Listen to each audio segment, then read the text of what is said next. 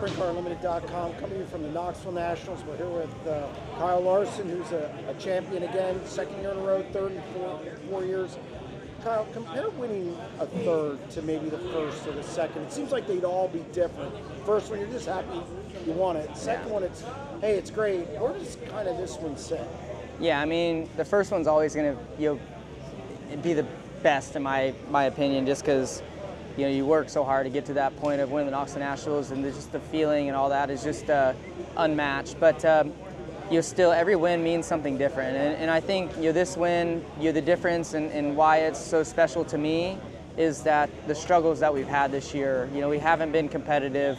We only had 2 or 3 wins, I think, before Peevely, and now we've rattled off 5 in a row. So the inconsistency, the struggles, the lack of confidence, and then to turn around in 14 days or whatever it's been, less than that, I guess, and go from feeling like I had no shot to win the Knoxville Nationals to dominating or whatever, it's pretty unbelievable, and it makes me really proud to see the work that Paul and Trevor and Doug put in, and then myself never giving up and executing a good prelim night and a good 50 laps there.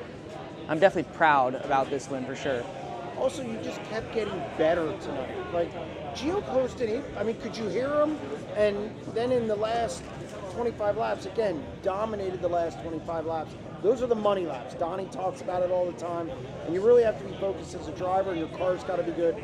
The total package just in the last 25 laps. Yeah, no, it's, I was a bit nervous, honestly, about the track, because I feel like I'm best here when it's not totally slick, but like it's slicker and wider and patchy, and it was pretty hooked up early in the night, so I didn't really know where to run in the beginning of the race, and it was just a little bit faster pace, and I feel like when we stand out.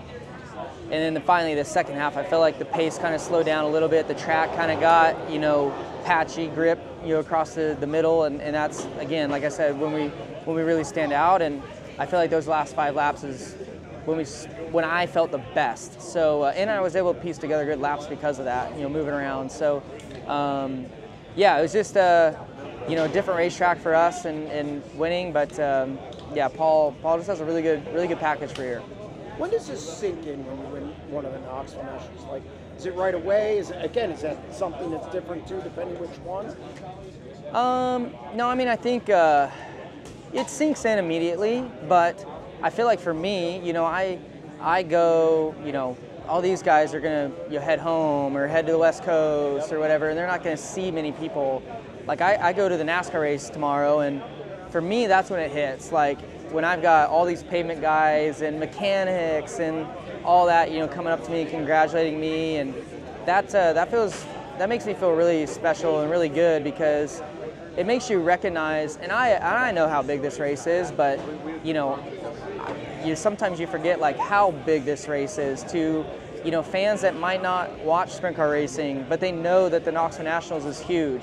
So, I had lots of mechanics come up to me as I'm, sitting, get ready for qualifying today, like, man, good luck tonight, So, mechanics from different race teams, different manufacturers, like, it's pretty neat. It's pretty neat to feel the support there. And yeah, I'll go there tomorrow and get to probably have a handful of guys, congratulate me, which feels really good. Last thing, you were the kid sitting in the stands here. You know history, and you're not old. I know you said on stage you're not old. I know, they make me feel old. Well, yeah, I get that. But, you have a sense of history. I was looking at it today, how many guys have multiple ones. And you start closing in on the Doug Wolfgangs of the world who have 5. Obviously Donnie and Steve have a lot. You're creeping up that list. Did you ever imagine you'd be on a list with really the titans of this sport, just creeping up to them? I think you're tied for the 5th most now, which that's a pretty prestigious list. Yeah, no, I think I read the same thing you did probably earlier today, and you just, at least for me, like, I didn't realize that, like, I didn't realize, I think it was, like a list of, I don't know, 4 or 5 guys that I join now with being, winning 3 or winning, back-to-back or whatever, Donnie, Steve, Doug,